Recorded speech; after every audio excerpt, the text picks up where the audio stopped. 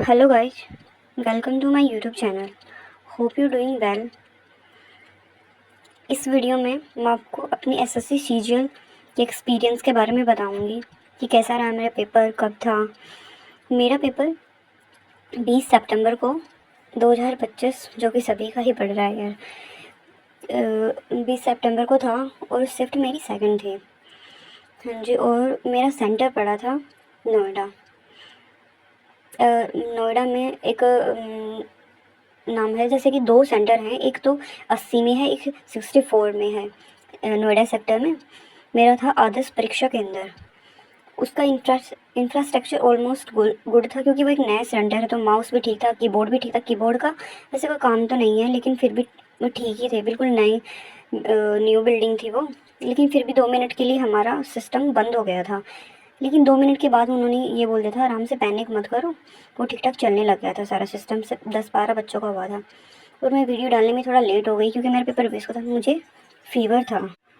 Fever की वजह से मैं वीडियो डाल नहीं पाई। तो अब शुरू करते हैं। और हाँ यार, मैं इस वीडियो में क्लियर कर दूँ कि मैं इसमें ना तो कोई एनालिसिस करने वाली हूँ, ना ही कोई क्वेश्चन वगैरह में कुछ नहीं बताने वाली, ना ही ये कोई एनालिसिस है। I am sharing my experience कि आप आगे किन बातों का ध्यान रख सकते हो। अब आगे की शिफ्ट जो भी बची है, आज तो 22 तारीख हो गई, वैसे 4-5 तो शिफ्ट बची हैं। चलो आते हैं मैथ्स पे। मैथ्स में लगभग ये था कि क्या चल रहा था अभी, जैसे 12 से एग्ज़ाम शुरू हुए, तो उसमें ये था कि सभी ये बोल रहे थे कि मैथ्स और रीजनिंग में आप जो 24 से 25 क्वेश्चन कर ले रहे हो। लेकिन हमारी शिफ्ट में ऐसा नहीं था। इसमें ये था कि 17-18 क्वेश्चन कर रहे हैं। 7-8 क्वेश्चन थोड़े से टफ साइड थे, लेंथी, थोड़े कैलकुलेटिव थे। हाँ, मतलब ऐसे देखने से लग रहा है कि हो जाएंगे क्वेश्चन, लेकिन बन नहीं रहे थे। वो ज़्यादा ही कैलकुलेटिंग थे। तो अगर कोई बच्चा फंस गया तो टाइम ले जाएगा उसमें, तो हम इसे ईजी तो नहीं बोल सकते। फिर आते हैं चलो रीजनिंग पे। रीजनिंग का भी यही ट्रेंड था कि मतलब 25 के 25 क्वेश्चन कर रहे थे सभी बच्चे। लेकिन इसमें ये था कि 22 से 23 क्वेश्चन हुए मेरे।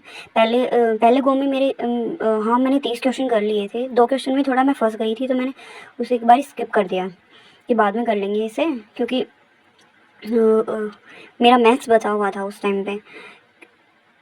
तो 25 के 25 नहीं होने वाले, ऐसा मतलब प्री थॉट लेके नहीं चलनी है हमें किसी भी पेपर के लिए, सॉरी, किसी भी सब्जेक्ट के लिए, कि मैथ्स में, रीजनिंग में जो भी हो जाएंगे।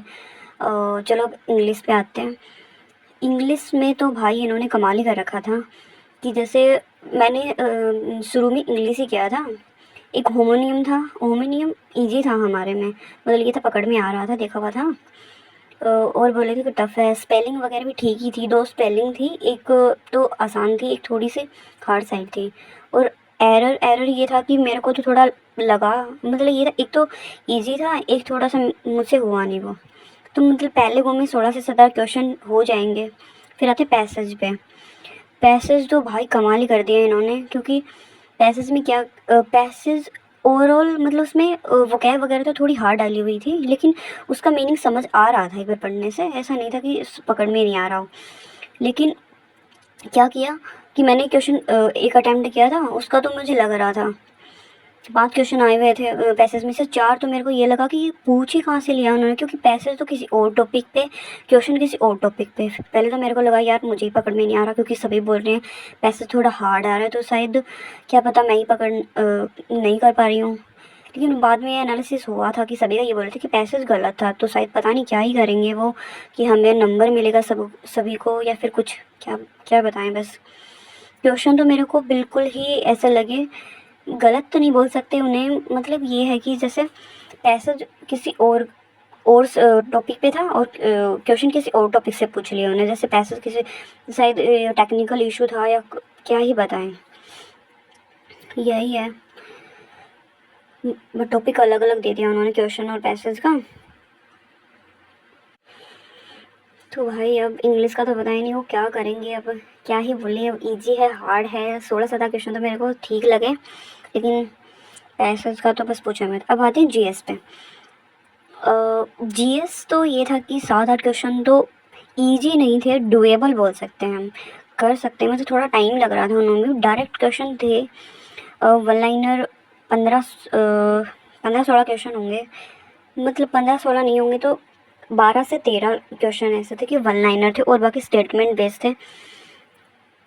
10 से 12 स्टेटमेंट बेस्ड। हाँ जी, मतलब जीके का तो वही ट्रेंड था इनका, इसमें कुछ ये नहीं है कि हमारे में इजी थी या हार्ड थी जैसे बोल रहे थे सारे। अभी जो मैंने स्विफ्ट का रिव्यू देखा था, जीके का इन्होंने मेंटेन किया हुआ था कि हार्ड ही, मतलब कुछ भी पूछ ले जा रहे हो, बस यही चल रहा था इनका। तो अब मैं आपको एक सभी सब्जेक्ट का शॉर्ट रिव्यू दे देती हूँ पहले कि मतलब अगर कोई किसी का था तो मैथ्स मेरे को मॉडरेट लगी क्योंकि कैलकुलेटिंग थी ज़्यादा, मुझसे तो हुए नहीं भाई, मेरे से तो 19 ही अटैम्प्ट हुए। रीजनिंग मतलब इजी बोल सकते हैं, एक दो क्वेश्चन ये था कि हो नहीं रहा था। और GK moderate to hard, hard ही लगा लो चाहे, मेरे को तो हार्ड लगी क्योंकि जीके में तो मैं थोड़ा कमज़ोरी हूँ। मैं इंग्लिश भी, इसका तो क्या ही बताएं, मतलब समझ ही नहीं आ रहा पैसेज का, मॉडरेट बोल सकते हैं। PQRS तो बिल्कुल इजी साइड थे, वो 4 क्वेश्चन, एक तो मैंने अटेम्प्ट कर दिया था पैसेज का, पता नहीं वो क्या करेंगे, मार्क्स काटेंगे मेरे या मिलेंगे। हार्ड साइड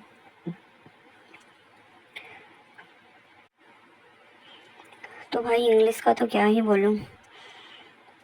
फिर आगे के शिफ्ट के लिए मैं यही बोलना चाहूँगी कि आर्ट ऑफ स्किपिंग ये जिसको आती है ना वो मास्टर कर जाएगा, क्योंकि अगर मतलब हमारे में मैथ्स ऐसा था, अगर 3-4 क्वेश्चन ये लग रहा था कि कर देंगे हम, ईगो पे नहीं लेना किसी क्वेश्चन को, जैसे कि हम एक क्वेश्चन में 2-3 मिनट ले रहे हैं तो ऐसा नहीं करना, एक बारी पूरा पेपर को गो थ्रू करना है।